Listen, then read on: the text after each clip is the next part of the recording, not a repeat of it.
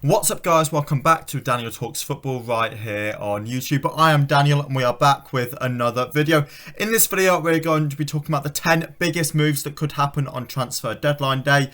As of you watching this video, transfer deadline day is tomorrow and there's still a lot of big transfers to get done.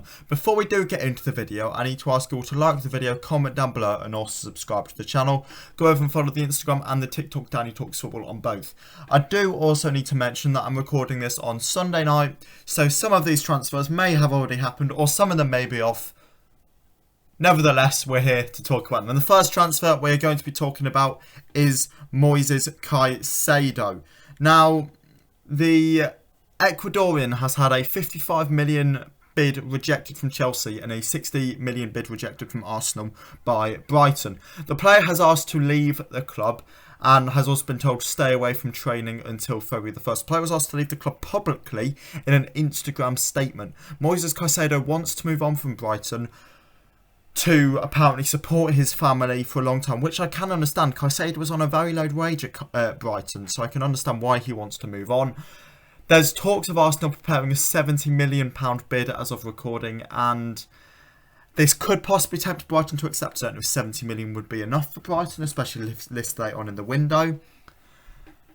However, it's a very interesting one to watch. You should definitely keep an eye on this one, and it's a move that could certainly happen moving in to deadline day.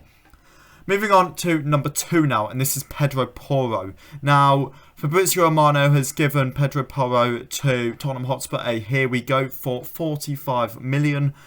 He's going to be moving from Sporting in the Portuguese league to Antonio Conte's Tottenham. This would be Spurs' 4th right wing back on the books at the moment, so there could certainly be a departure in this area too. We know the fans' feelings towards Emerson.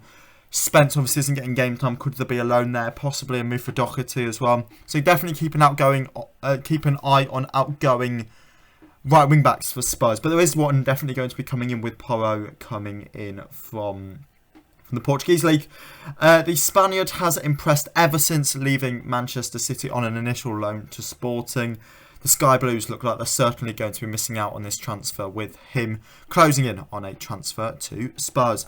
Moving on to number 3 now, and it's Keylor Navas. Nottingham Forest are reportedly pushing to take the former 3 times Champions League winner on a loan deal until the end of the season. Apparently Keylor Navas is open to this move. However, as of recording, PSG are still deciding if they want to sanction it, if they want to keep 2 quality goalkeepers at the club until the end of the season. This would be an excellent signing for Forest up until the end of the season, especially with Dean Henderson currently being injured, so it could be one to keep an eye on. If they could get this over the line before their semi-final second leg versus Manchester United, then it could be the key to getting through to the final. Or not, because they're probably going out anyway. But even still, would be a very, very good move if they could get it done. Moving on to number 4 now, and this one is Anthony Elanga.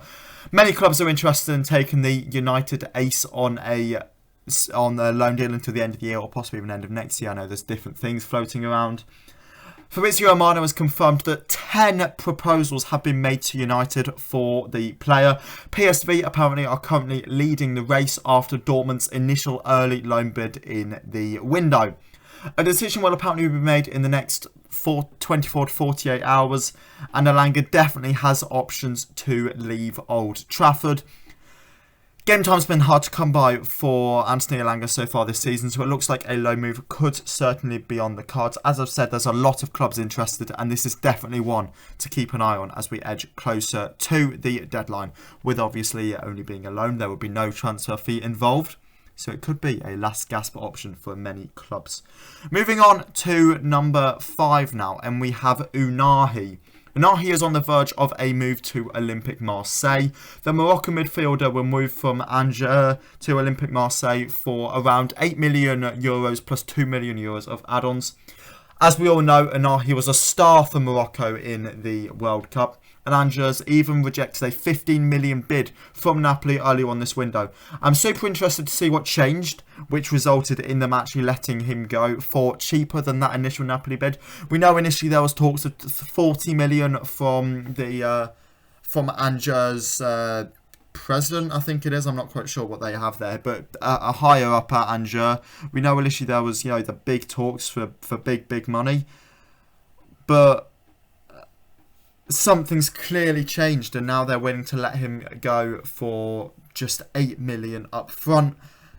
This is a really, really good purchase for Marseille, as you know, he's a player that had a lot of talent in the World Cup and showed that in the World Cup for Morocco. So I'm interested to see how his career could kick on in Marseille. Moving on to number 6 now, and we have Weston McKennie. This is another one which Fabrizio Romano has given the classic "here we go" to. The American midfielder is signing for Leeds United on an initial loan deal with a €33 million buy option. Forest apparently tried to hijack this deal late on into the deal. They were sniffing around in case Leeds couldn't get it over the line. However, McKennie only wanted to join Leeds. We know that Leeds obviously have a massive American connection at the moment with Jesse Marsch in charge, and also people like Tyler Adams and Aronson at the club, and Weston McKennie is just going to join into that contingent.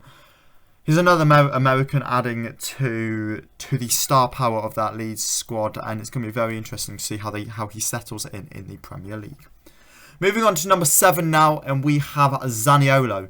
Zaniolo has been linked with a move away from his club so far this window. Initially, there was a loan move to AC Milan rumoured and a permanent move to Bournemouth. Apparently, the player himself rejected that move to Bournemouth.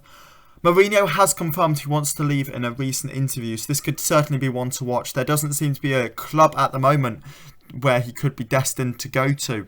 However, there seems to be a lot of interest in the player. We all know of his talent. Spurs have held an interest in the past, and he wants to leave the club, and that's always a dangerous one getting late on into the window. We presume that Roma would possibly be happy with accepting a loan move as well, so let's see what happens. Moving on into number 8 now, and I'm fed up of talking about this guy. It's Enzo Fernandes. Chelsea are now, once again, back in for Enzo Fernandes. No, I'm not joking with you. Apparently, they're now happy to pay the €120 million fee. By the time you're listening to this tomorrow, the deal will either be off or he'll be in London standing with a shirt. God knows what's going on. For me, it's one that doesn't seem like it's ever going to get done. I feel like it'll possibly get done in the summer for like 100 million. For now, I just don't think Chelsea are going to pay that money. But with Todd Boehly in charge, and with Caicedo seemingly not going to be taking the move to the Blues, it's one that could certainly happen. To Enzo Fernandes to Chelsea. Let's see what happens there, I guess. Moving on into number 9 now, and it's Hector Bellerin. As I've already mentioned, Sporting are going to be losing Pedro Porro, and they're going to be replacing him with Hector Bellerin. Hector Bellerin is Sporting's number 1 target to replace the outgoing Spaniard.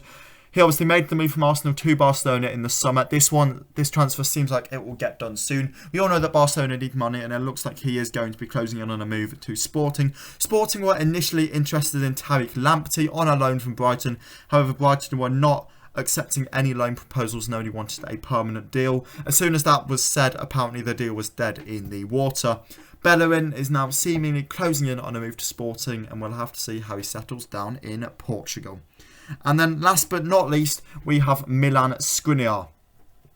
Now, the reason I've put this last is because this is agreed on a pre-contract. It's going to be completed in the summer. Milan Skriniar will be moving to Paris Saint-Germain. However, PSG, they want him now, and negotiations are still ongoing for the transfer in January. This could be another one that gets done. However, Inter want a high transfer fee at around €20 million apparently for a player which you're going to be signing for free in 6 months' time. That's a lot of money to spend. If the transfer isn't done, then he will move on in the summer. Which one of these transfers do you think is most likely to get done before the deadline? Let me know in the comments below, and I'll catch you all again in the next video. See ya!